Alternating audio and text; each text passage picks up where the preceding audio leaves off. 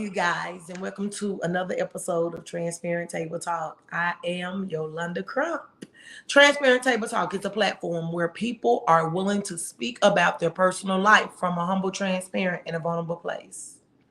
The purpose of the show is to bring awareness to topics society does not discuss that have people suffering in silence due to shame or blame. The vision is to create a place for people to have conversations without fear of judgment. The reason is to have conversations that I wish someone would have had with me. The goal is to inspire and empower people to make a choice to live a happy life. The mission is to heal this hurt world by showing that we all go through the same things and that we have a choice to be reborn and live in the spirit. Hey, you guys, tonight we have Alicia Krasko. She is a wife, stepmom, and mom. For more than a decade, she's been through several different stages of stepmom life, from younger kids to helping launch adult stepchildren. Alicia is a stepmom coach and founder of the Stepmom Side, a private off social media community for stepmoms. She works with stepmoms to build confidence, set boundaries, and have strong relationships. Let's welcome Alicia to Transparent Table Talk. Hi, Yolanda. Thanks for having me. Thank you so much for joining us. How are you today? Very well, thanks. How are you? I am great. I am great. So, Alicia, tell us what brought you to Transparent Table Talk. I like that you are opening the conversation about things that people suffer in silence about and kind of shedding light on that and getting people to recognize that you don't have to suffer in silence. Like, you are not the only person that's going through what everyone else in your role, specifically for me, since I'm going to talk about stepmoms, is going through. Right. I think for stepmoms specifically, we struggle with feeling like an outsider because you come into like this instant made family and you're kind of just thrown to the wolves, like figure it out as you go. Or, everybody's already got their inside jokes. They've already got like this established family and their established roles and maybe the traditions or how things work. And then you come in and you've got your own tradition, roles, views, whatever it is. And it doesn't always flow so great. So yeah. And I know that you're a mom and you're a grandma, so I'm sure that you see that like with your own kids and like how they think their own kids. And you're like, that is not how I would do it. Right. And this is a great topic because as adults and like once you marry someone and you get in a relationship, I don't even know why we call it step. We're family. We're like family now. And I embrace you, I love you. And I'm sure as a stepmom, that is how you received it. That's how it's like I'm going into this loving. So why we don't see things from a loving, positive perspective? Like, why are we as a society focused on the negative? I don't get that. Disney movies, like let's start there. But then it's almost like this competition, like between you and the mom that society pits you as, right? Because there can only be one mom, right? Because that's like the hierarchy, like the pecking order. Right. But then like that wasn't the situation for my situation. Like we've always gotten along. But a lot of stepmoms that I coach, like they come in and like that's their struggle. Like they just want to have a seat at the table. Like I want to be able to voice my concerns about what I'm not liking, how I'm being treated, or the lack of control. Like you're expected to show up and show out. And then when you do that, it's like, stay in your lane. Like they aren't your kids. Wow. But love them like your own, but they're not yours. Just remember they're not yours. Right. And I have a friend, like she said, she called herself the bonus mom. And I love that because the more love, it takes a village to raise a child. Being that I was married, my husband, he got a ready-made family. I'm the one that had the children. And we were open, if you're coming in, like you said, love them like your own, you're taking care of them like your own, you should be able to have a voice on the child's well-being and raising the child. So I'm gonna let you elaborate on that more because this is your time today on the show, and I want to learn about, like you said, your struggles because I've never been a like stepmom to where I had to deal with this. So just tell me, what's the challenges a person face? As a stepmom, okay, first of all, I think it's awesome that you are so welcoming of your husband and like him being able to like step up and like play the role of a dad. And you're very welcoming of that. I would say that's typically how it goes for men. Like you're helping the damsel in the distress. Like the woman has kids, like you're Mm, like saving the day, right? But then like for the woman, you know, it's as a stepmom, like, oh, are you the other woman? Are you the mm, reason why they got divorced? And then in mhm, my situation, I'm years younger than my husband and his ex-wife. And so then it's like, well, what does she think about you being younger? Like, what? So there's that, but then it's also you're not the mom, and it's almost like society views if you have kids, you're more of a woman. But if you don't have kids, then how could you possibly be a mom or know what mothering is like? Because you don't have kids of your own. So how would mm, you understand what that's like? Which is kind of funny because now that I've got my own daughter, I parented the same way before, how I parent her, and everyone's like all for it. But when I did that to my stepkids, they were like, well, they're not your kids. Well, what is it? Like, do you want me to show up and love them like my own and treat them like that? Or do you want me to treat them differently because they're not really my own and I should know my place, which isn't parenting them? So I went from like a sporadic part-time stepmom because it was contingent on my husband's schedule to a full-time stepmom where I have a stepson and a stepdaughter. They're 19 and 22, but my stepson moved in full-time and I was the one calling the shots. Like his mom moved away. And so then it was interesting because I was like, okay, well, I'm the only one here because my husband travels for work. So I'm the mom, but I'm not the mom. Right. So it's like this weird, like slippery slope of like who's in charge, who's not in charge. So we set up house expectations of like, this is what everyone's like the expectations of everyone, because rules and structure and routine are obviously very important. But it just makes it a lot easier.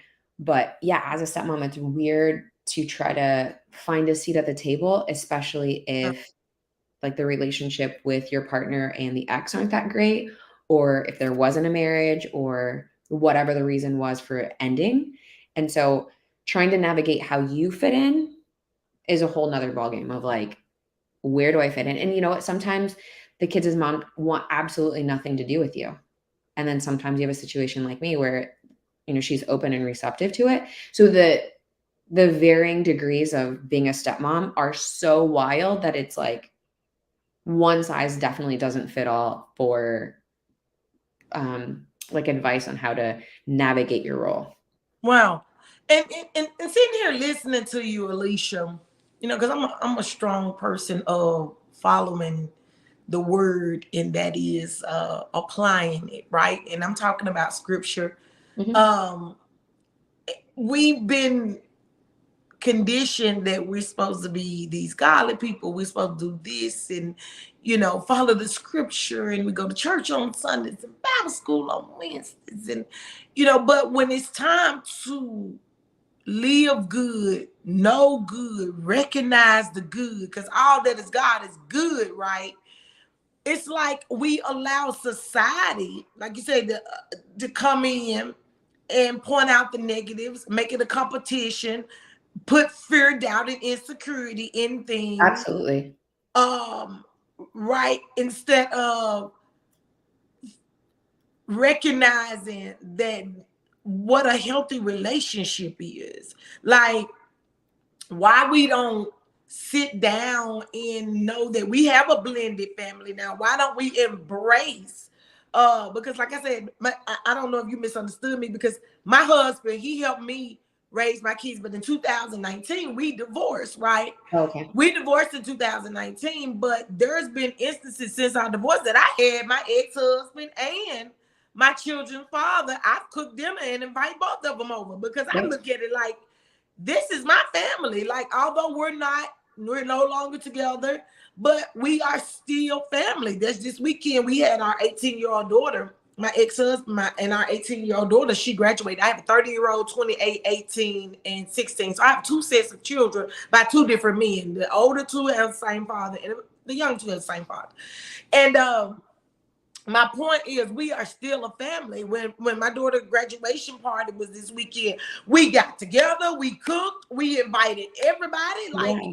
Why we That's how can't it should be. eat from this good, healthy place? Why is Yeah. it that we allow, from what my experience is, it's like we allow our fear, doubts, and insecurities, which allow the devil to get into things instead Mhm. of recognizing what is good, what's good for the child. Yeah, 100%. So we did joint graduation. So my stepdaughter is 22, my stepson is 19, and then our daughter is 4. So we've got like a huge gap like you do too. Right. And same thing, we've done joint graduation parties. And it's funny how you're talking about like having like the good part, but then like letting the devil in because people are like, oh, his ex-wife is here.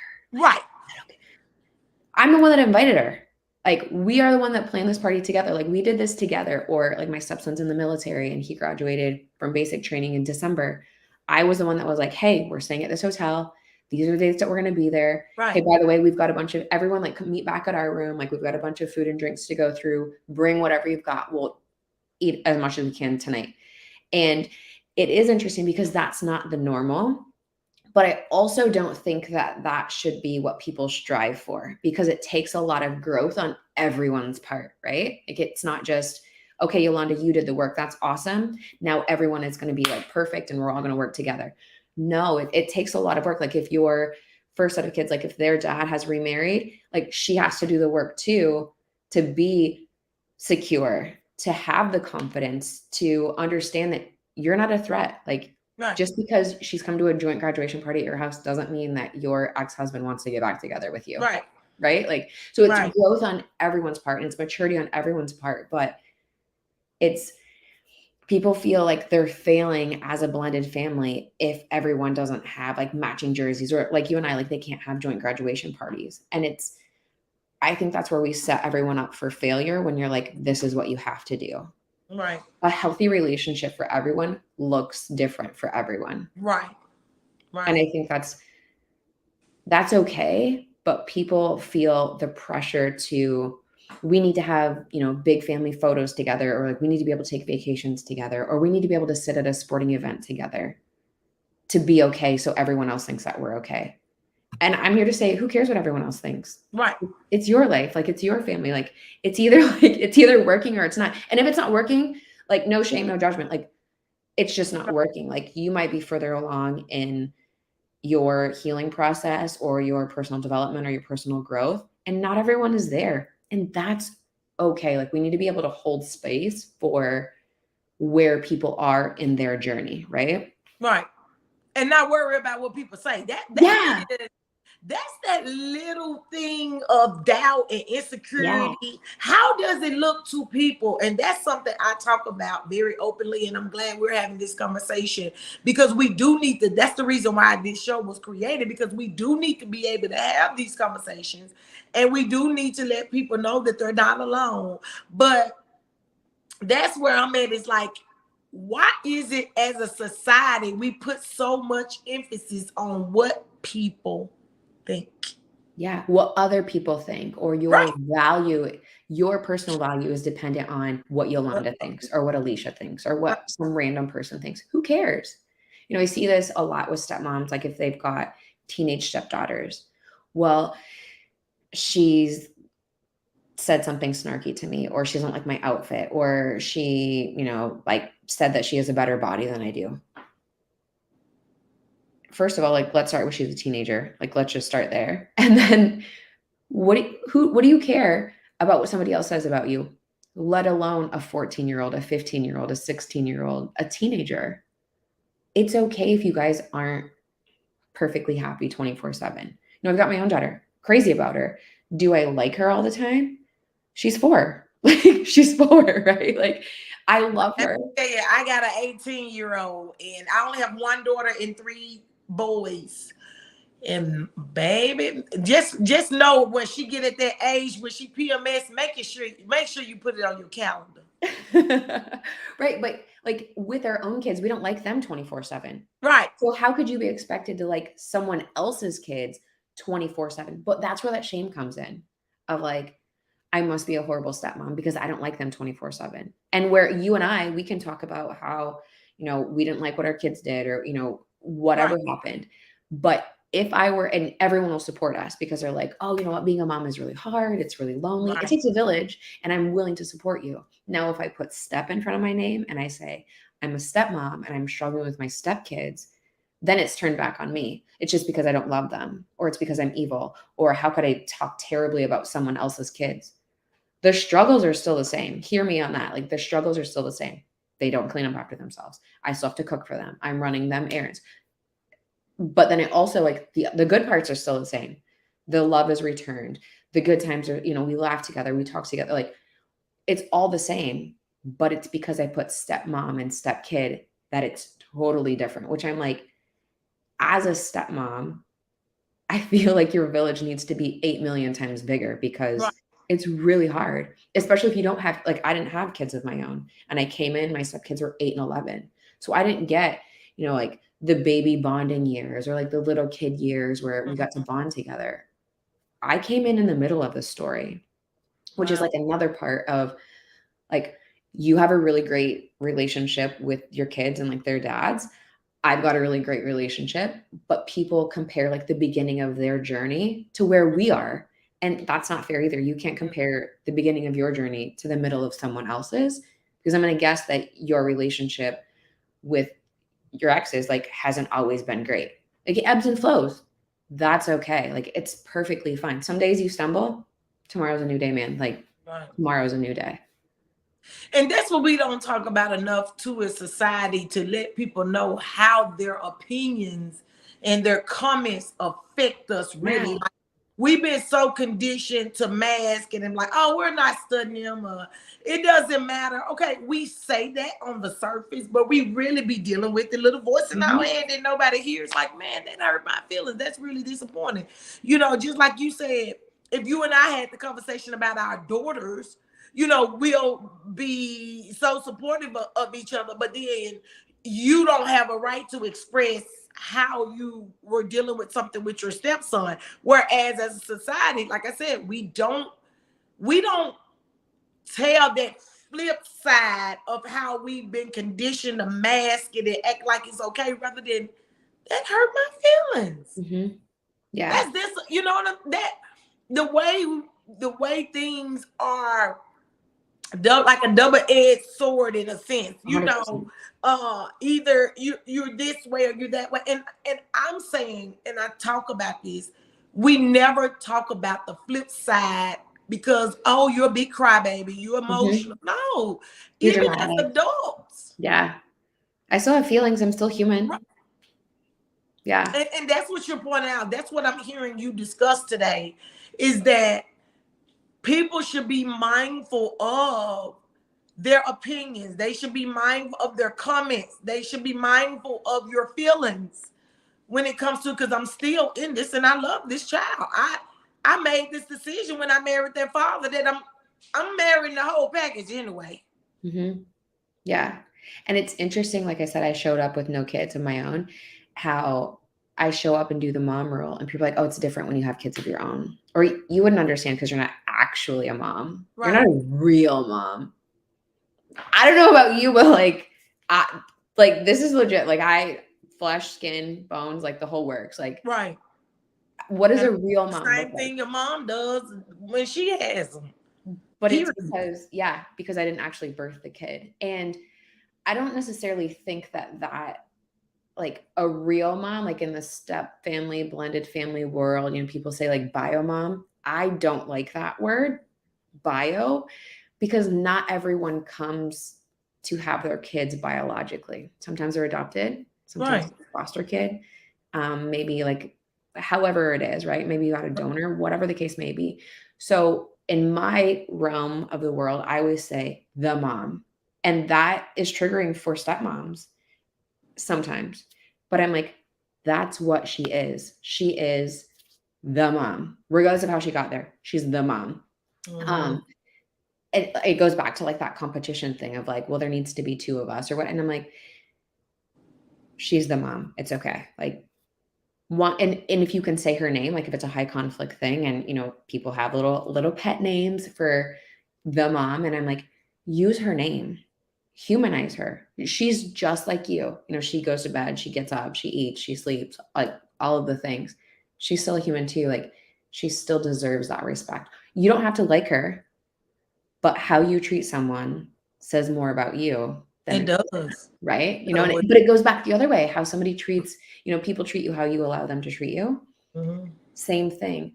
And yeah, so it's just at the end of the day, everyone, regardless of your religious background, regardless of your sex, your race, whatever, economic status, social class, whatever, everyone wants to feel loved. Everyone wants to feel like they belong. Right. Everyone wants to feel like they've got a place to go. And so, like we were talking earlier about the boxes, when you have to put somebody like in a box, that is so isolating. You can be more than one box. You can be bougie wild. You don't have to be one or the other. Thank you. Yeah. Like when I talk to people that get it, they like, I understand it. Yeah. But then I get people like, how can you be bougie or what? No, Those aren't your people. you know. Like, never mind. We're not going to talk about that. Right.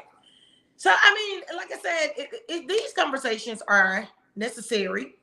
I feel like having these conversations, speaking openly and transparent about things is helping other people out there who are suffering in silence, who don't know where to go, who to talk to, how to deal with it, how to feel. And that thing you pointed out when you were saying, oh, because you're not the mom, how that impacts a person that is doing all the things the mom does. Yeah. You didn't birth the kid. And another thing that's interesting is so it depends on if I'm ever going to see somebody again. Let's say you and I meet on the street and I've got my stepkids with me. I might not tell you that I'm their stepmom. I might just say my kids. So like now I don't care, but in my early years, I really cared because people say things. And if I would gauge it on like, if I'm going to see this person again and I'm going to have to like let my secret out that I'm not really their mom, I might tell you. But if I'm never going to see you again, I'm just going to say my kids. And I've had those conversations with my stepkids, so I don't make it awkward because not everyone is receptive of a stepmom, which is wild. But I might just say my kids, or I'll say my stepkids. But then once I say my stepkids or I'm a stepmom, then people like lean in close. Do you like their mom? Does she like you? Do you guys get along? What do your stepkids think of you? Do they like you? And and like those, like you're talking about, like the little voices, like those things get through until you get that confidence of like, who cares? Right. Like, I mean, because like my children have, my son married a lady with children, and I took all my grandkids on a cruise the last week of April. okay. And I don't call them my step grandchildren. They're my grandchildren. Like, they're my grandchildren. And I let them know how grateful I am to have them in my life. I'm grateful that they call me Yaya. Aww, And I'm grateful to have all of them call me Yaya. When I have one laying under my arms, I have all of them there. Like, they are my children. So the reason why I brought that up is because, are some people offended if you just say, being that you're a stepmom, are people offended if you just say they're my children? Why do we put step on it? Because it's disrespectful to their mom, because I'm not their real mom. Because I didn't birth them. Like, make it make sense. I can't take credit for something that I didn't do. It's not disrespect, but like, again, I'm comfortable and confident enough in my role that I don't really care what you think about a stepmom. Right. So again, it goes back to what people say, how they treat you has more to do with them than it does you. So if I say to somebody, I'm a stepmom, and they have a visceral reaction, that's got nothing to do with me. And it goes back to that saying, and I'm sure that you've heard it. You could be the perfect, ripest, juiciest, most beautiful peach. Somebody still doesn't like peaches. Right. Like, But speaking to like the grandkids part of it, I don't have any grandkids yet, which is like crazy to think that I will at some point.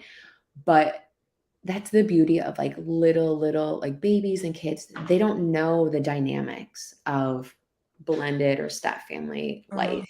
And so it's just yaya Right. or grandma or granny or Gigi or whatever it is that you're going to be called, right?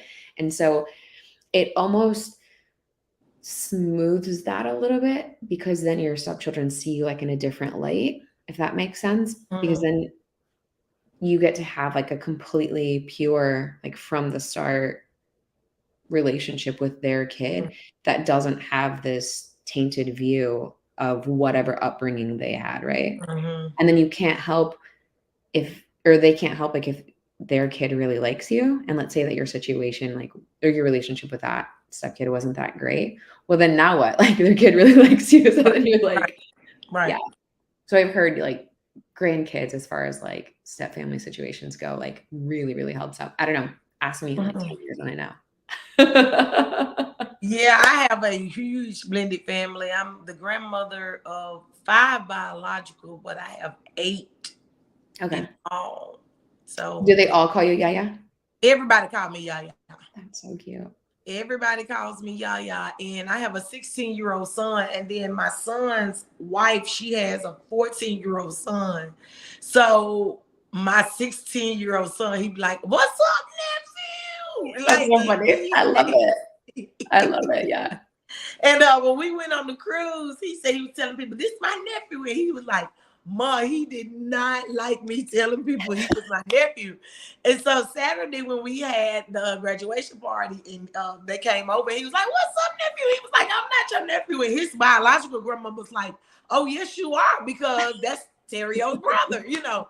And he was like, you know, it was so cute. It was just too cute. It was too cute. Kids make it so funny. Like when Yeah. my stepson graduated last year, his mom and stepdad were here, and my stepdaughter was so excited. She's like, "I'm going to have them chase me." Well, everyone's here, right? And everyone's already like, and it's been long enough. And we've had my stepdaughter's graduation party here. So that was 4 years ago. So everyone knows that it's an amicable situation, but Right. friends that are relatively new to our situation is like, "Oh, his ex-wife is here." But my daughter she like goes right up to his mom and is like, "Chase me." And so it's really funny to see like my stepson's mom chasing my daughter, Right. or like his stepdad chasing her around. Like kids are awesome icebreakers when it comes to blended family things. Right. And there's also times that you're like, "Please don't say that. Please stop talking. Please stop talking." Like Right. no filter. I love children. I had a house full this weekend, and a friend of mine, she said, "You really have a good time with those children on it." I said, "Children are the best people to be around because they're gonna keep it real. They're gonna let you know how they feel." And Yeah. I love that. They're just so pure They and are. genuine and innocent. Like it's just, yeah, there's no filter. Like if you are doing something they don't like, they're just gonna tell you. And I'm here for it. Like Right. kind of like this podcast. Like if everybody would operate more like that, "Hey, you really hurt my feelings when you said this." Right. But you know what I really like when you, whatever it is, if you just had a genuine conversation, and if we would be receptive to listening to someone else's critique, not criticism, but critique, Mm-hmm. I think we would get a lot farther in life and we would learn a lot more about each other. Right. Yeah. I could talk to If you. we were able to be like children, Yeah. it brings me to this weekend. Well, I had a backyard party a whole weekend from Friday to Sunday. That's how I do it. Okay, where do you live? I'm coming over. I live in Nesbit, Mississippi. I live in Okay. Nesbit, Mississippi, and I had like I said, a weekend extravaganza. And my neighbor, he's the only child, and he's very inquisitive. When he sees my grandkids over, like he darts at the house because it's like, for him, he loves to see them come up because they're all girls. But anyway, his name is Harrison, and Harrison is an amazing, smart, intelligent little boy. And my life is kind of different from Harrison's life. And I'm glad that Harrison gets the exposure in my world because he gets through his neighbor, Miss Yolanda, he gets to talk to his mama about a lot of stuff. Okay. Because I have a whole party life. Let me just put it out there. I have a party life. And but Harrison, as a child, like you said, he asks all questions. Yeah. He says what he needs to say. He expresses himself. And my sister, she's 38. She was like, I learned a lot from Harrison this weekend. She said, if we could be more like Harrison. I said, yes, because he expresses himself freely and open without any fear of rejection, without any need to fit in, without any seeking validation. Yeah. He's just being his natural, authentic selves. And I said, if you all don't realize, I'm back like Harrison. I said, that's the reason why I speak about life from a humble, transparent, and vulnerable place. I am a crybaby. I will cry when I feel like it. People tell, don't cry. No, it makes me feel better when I cry. Yeah. So, I'm back like a child. In the Bible, it says to go to heaven is being back like a child. And that is keeping a clean heart. That is expressing how I feel. So I don't suffer in silence. I feel like a lot of illnesses and stuff come from us suffering in silence and dealing with things and resentment and pride and shame and envy and guilt. And so that's the reason why I talk about things the way I talk about things. I live a transparent life. I have no shame. And my whole purpose is to create that legacy, that we can have more conversations, that we can be free to be who we are. Yeah. Fear of rejection and be able to have conversations. Like, let's get away from all the comparison and the competition and the condemnation. It's not of good. It's not good. It's like, why is it that it's so easy for us to deviate to things that is of the dark instead of the light? Like, why can't we be loving of each other? Why can't we be this blended family? Why is it strange to see a family? I just look at it as a family. Like, I guess my perspective of things is totally different, because I tell people I'm addicted to the good. So I'm just at that place in my life. If I live good, feel good, do good, know good. And that's just where we need to be. We need to have these conversations about it so that society can break down these old biases and barriers that's got us restricted and do things more of the good, which is that all that is God is good. So could you run for president? Like, I am on this mission. I'm on this mission, and I'm doing it through how society tried, to condition us based on our experiences and our exposures. Like, we don't even talk about a lot of our comments and our judgment ways because of our biases. Like, we all were conditioned. We don't even have that conversation that we're whispering and we're asking these things because that's what we've seen other people do. Like, wake up. Is that healthy? Like, do we understand the importance of healthy relationships? Like, oh my gosh, I could talk to you a whole podcast about healthy relationships. Yeah. And like what that looks like in, the conditioning and like the biases of like what you see when you grow up and what you think is healthy. And right.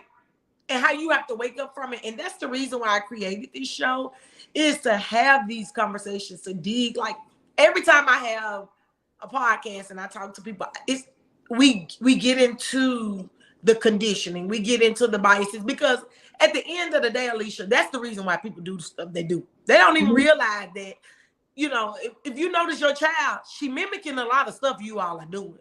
We tend to mimic unknowingly. We are all brainwashed. We are all brainwashed. But then we have to realize that that's the reason why you go to school. That's the reason why, like, my daughter, she's graduated. My daughter's an actress. She's going out to LA for college. And I told my baby, I said, don't go out in the world thinking what I taught you. Go out in the world with an open mind. Don't be attached to nothing you saw me do. You go out in this world with an open mind. Don't be biased. Don't allow what you saw in the home to condition you, to conform you, for you to be judgmental. open your mind to things, Yeah. and go find out this world for yourself. I think that's the hardest thing for people, though, is to critique their own thoughts and to sit with that. Like, I saw something years ago that said sitting with your own thoughts is one of the scariest places to be. That's the Right? reason why we supposed to meditate, because we supposed to Do you listen. meditate? Yes. Oh, me too. Yeah. I love So it. it's about to, To do like it. I tell people, if you don't train your mind, it will betray you. Yeah. Yeah. I 100% agree with you on that. Yeah. It will be, and we don't talk about the life struggles, and that is what was conditioned in us versus that version of ourselves that we want to be. And so that's the struggle. That's the battle of the mind. It is the conditioning that has nothing to do with us versus this version of ourselves that we see for ourselves. And how do I get from here to that? Yeah. But getting from here to that isn't Mhm. going to be beautiful. It's Right. not going to be pretty. More chances than not. If it's done the right way. Mhm. I mean, you can obviously get there and it can be superficial and it's going to work for a while, but you're going to fall back into those old patterns and those old habits. But yeah, it's about reconditioning your mind or working on your mindset or being open to that new perspective. And I think that's where the challenge comes in, because that's hard. Right. That's messy. But what It's I wanted to get was to the end result. Like, I didn't want to do all of that stuff in the middle. I wanted to just like fix it. And that's not how it works. You have it's to do messiness. one moment at a time. For sure, 100%. It's one moment at a time, and And it's not linear. I speak about it very openly, because I see a lot of people, they judge without understanding. Like you said, the mind is the hardest thing to reprogram. Mm-hmm. And we don't talk about it enough. And so, like, even with your situation, they don't understand that they are mimicking a lot of behaviors that they Mm-hmm. see, rather than being aware, living intentional. Like, once you wake up and you realize that this conditioning is done to me, but I choose to be this. I'm making an intentional decision. Yeah. I'm making this. I understand the power of my choice. I understand the power of my thoughts. I understand that I have to train my thoughts. No different, I tell people, Yeah. when we get our phones, they come with the basic apps, the clock, the text message, Calculator. Yeah. everything else we download Mm-hmm. on the phone. I also use another analogy when I say, if somebody gave you 100 acres of land for free, but the land had bags of trash, mangy dogs, old houses, abandoned cars, and the grass hadn't been cut in 50 years, would you take it? And people say yes. I'm like, what's the first thing you do with it? And they say, clean it up. I said, but you got 100 acres. They like, what do you mean? I said, that's a representation of our mind. The mangy dogs is fear. The abandoned cars is insecurity. The abandoned house is doubt. The bags of trash may be childhood trauma, maybe, abuse or neglect or whatever it is. And then the grass that hadn't been cut is chaos, discord, conflict, irritation, and so, like, do you not realize that the value in that land, just by clearing it up, and you just have to do it one step at a time, one moment at a time? And that was my revelation. That is my truth. When I realized I had my 100 acres of land, I had all of that shit on my land, and I had to clean up my land. So I speak about life from a humble, transparent, and vulnerable place, to bring awareness to people that we have a choice in the power of the mind. Like, when you make that choice and you train it every day, it's no different from if I start lifting weights today. My muscle gonna resist it initially, but if I keep lifting weights, my muscle is going to endure it and subdue, and it's going to start getting stronger. And the mind is the biggest muscle. Yeah. So I talk about am that on a too. mission Yeah. with my madness. Look. No, I love it because you meditate, so you get it, right? Yeah. Like, Yeah. You look at your thoughts as like a storm passing. Mm-hmm. You're not your thoughts. It's just something that's floating through. Like, just let them float through. And I love that you speak about, like, if you've got 100 acres, we have a bunch of flower beds and we garden too. And so I talk about weeding like that. You can have the most beautiful flower bed. You can have the most beautiful garden. but you still have to go through and you still have to pull weeds. Same thing with your mental like mindset, like your thoughts. Like you can't control what you think, but you can learn to control what actually affects you, right? Because everyone's got negative thoughts. Right. Full stop. Like Everybody. It's the battle. yeah, you can't just erase them. Like they're going to seep in at some point, somehow, some way. But with the growth, it's not linear. Like some like setbacks that I see for stepmoms is, well, it's not working. Because you talk about changing one thing at a time, 100%. Otherwise, you're just overwhelmed and you're burnt out, and you're not doing anything else because you're like, I'm out. It didn't work. Well, no shit, it didn't work on the first try because you try to do everything all at once and nothing worked because you weren't all in on something. You need to get with something, get that under control, and then add something else, and then add something else. But then, I always say to stepmoms, like, more chances than not, this is your first time as a stepmom. Right. Usain Bolt didn't win a gold medal on his first race. He had to train himself. Athletes don't just naturally like win everything, or it takes time. Like you've got to just be willing to be uncomfortable. You've got to get comfortable being uncomfortable, right? Like growth isn't linear. Sometimes it's one step forward and 30 step back. Like, does that suck? Yeah, of course. Tomorrow's a new day. We start fresh again. Because at the end of the day, the only person that you can control is yourself. Right. And I think that's the hardest thing for stepmoms, because it's like, well, I've got all these other players in my life. If only I could get Yolanda to do this. If only I could get so-and-so to do this. Girlfriend, like it's not, you can't control them. You can only control yourself and how it affects you and how you're going to show up and how you're going to respond. Like, that's what I say. Like, how are you going to respond to the situation rather than react to it? Everything's cyclical. Whatever stressor came up, it's going to come back up at some point. Be ready. Right. Have a plan. Alicia, being that you are a stepmom, what conversation that you would have if you were, I know you're a coach, so I'm sure you got the answer to this. What conversation would you tell that stepmom that's getting ready to go marry someone with children? What tips would you share with them? I like my very first thing is get support early and often, because you don't know what you don't know. And even if it's good, like the Stepmom magazine says this, even when it's good, it's complicated. But there's so many things that come up. Like children are like magnifying glasses on your biggest flaws, and your like the things that you don't like about yourself. Like you didn't know what your triggers were. Become a mom or become a stepmom, right? People are like, oh, being a mom is so thankless. Try being a stepmom. Like they're not even yours and you're expected to do all these things. But that's what I would say. Get help early and often. Find a community. And just know that your feelings are 100% valid and they're 100% real. So many people try to gaslight you like, oh, you're crazy. Like, what do you mean you don't like the kids? Like, how could you wish them away? Or that's okay. Like those feelings are valid. Like I have stepmoms who are like, I would love to run away and never look back. I did too.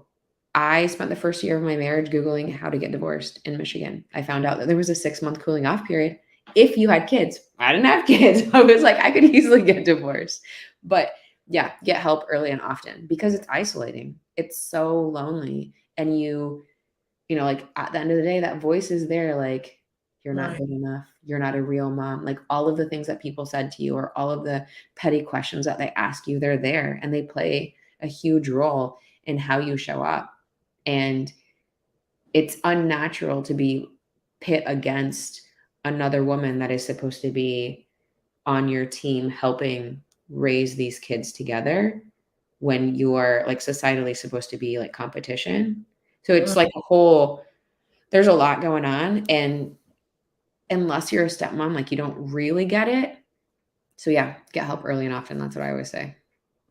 What would you say to the people who bring the negative thoughts? I mean, make the negative comments. Like, what would you, how does that make you feel? If you were to be a spokesman for stepmoms, like being that voice. I got really good at being sarcastic.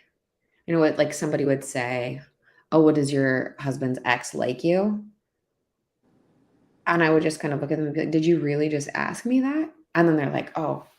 And then it like registers. But people, I think, Yolanda, are just curious. I want to say nosy, but like just curious in general, right? Like they want to know, like, again, back with a negative, like, why did the relationship end? Were you the part of it? And I would say before you ask an invasive question, think about what you're asking. Think about what you're saying.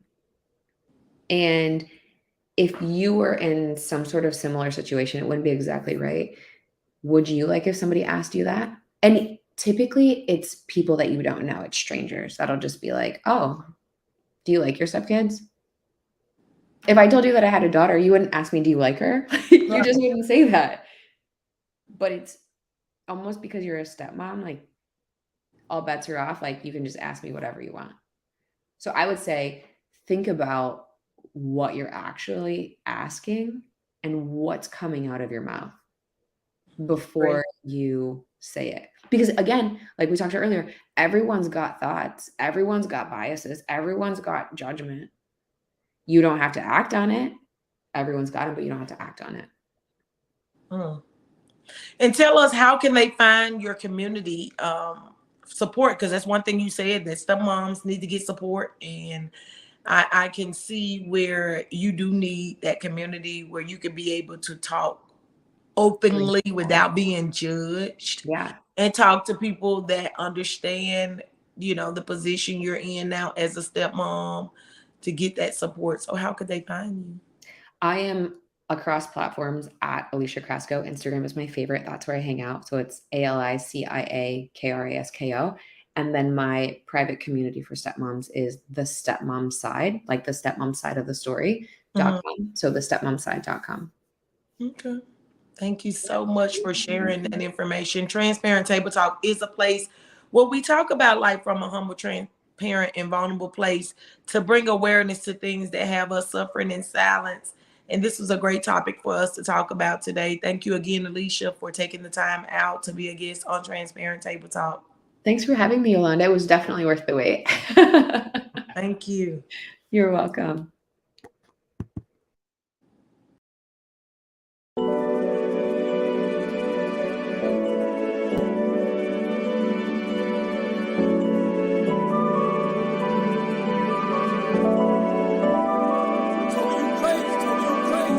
I'm free to be me, it's what you see in my energy. I'm real with myself, I don't conform to society. I'm free to be me, it's the only way for me to stay true to my identity. I'm free to be me, I'm a person of integrity, something that's not recognized in society. I'm free to be me, it's the only way for me. It's the key to my serenity. You born to bourgeois, bourgeois, bourgeois, bourgeois, bourgeois, bourgeois, bourgeois, bourgeois. I said universe.